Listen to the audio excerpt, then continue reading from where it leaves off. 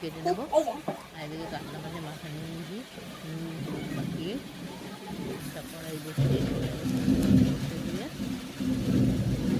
আলুগুলো কড়া করে ভেজে নেবো। তেল গরম হতে দেখে নেবো ফার্স্টে। তেল গরম হয়ে গেলে কাতলা মাছের মাখানো কাতলা মাছটাকে ছেড়ে দেবো। তার আগে চারিদিকে একটুখানি তেলটা ছড়িয়ে নেবো। তেলটা গরম হয়েছে, করে ভাজা হয়ে গেছে। এই থেকে উল্টে পাল্টে ছেড়ে দিয়ে মাছগুলোকে তুলে নেবো। এরপরে মাছটা ভেজে নিই।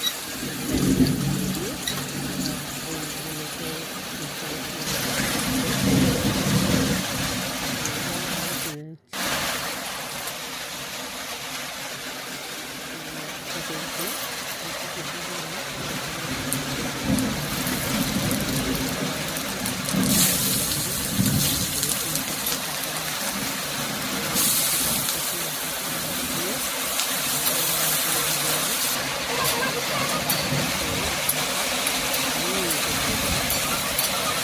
আলুগুলো হালকা ভাজা হয়ে গেলে, খুবই সুন্দর ভাজা হয়ে গেছে।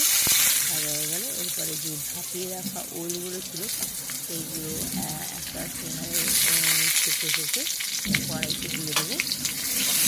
তারপরে এই ওলগুলোকে আর আলুগুলোকে একসঙ্গে ভালো করে ভেজে নেবো। তারপর দিয়ে দেবো অল্প একটু রসুন কুচি, আদা গুঁড়ো, লঙ্কা গুঁড়ো, হলুদ গুঁড়ো, আর দিয়ে দেবো তার মধ্যে কুচিয়ে রাখা টমেটো। সব দিয়ে আবার ভালো করে দিয়ে দিয়ে আবার ভালো করে মিশিয়ে নেবো। দিয়েছিলাম এক চামচ নুন। ভালো করে মেশানো হয়ে গেলে অল্প অল্প করে জল দিয়ে তরকারিটাকে কষিয়ে নেবো, যাতে শুকনো মশলাগুলো না ধরে যায়। কালারটা দেখে মিষ্টি আপনারা বুঝতে পারছেন। এরপরে সবজিগুলো সিদ্ধ হওয়ার জন্য কিছুটা পরিমাণ জল দিয়ে দেবো। সবজিগুলো এবার ফুটে ওঠার অপেক্ষা করবো। ফুটে উঠলে কিছুক্ষণ পরে দেখবো সবজিগুলো সিদ্ধ হয়েছে নাকি, প্রায় হয়ে এসছে, আর একটু হলেই হয়ে যাবে। তারপরে যে মাছগুলোকে ভেজে রেখেছিলাম সেটাকে ছোটো ছোটো টুকরো করে তারপরে কড়াইয়ের মধ্যে দিয়ে দেবো।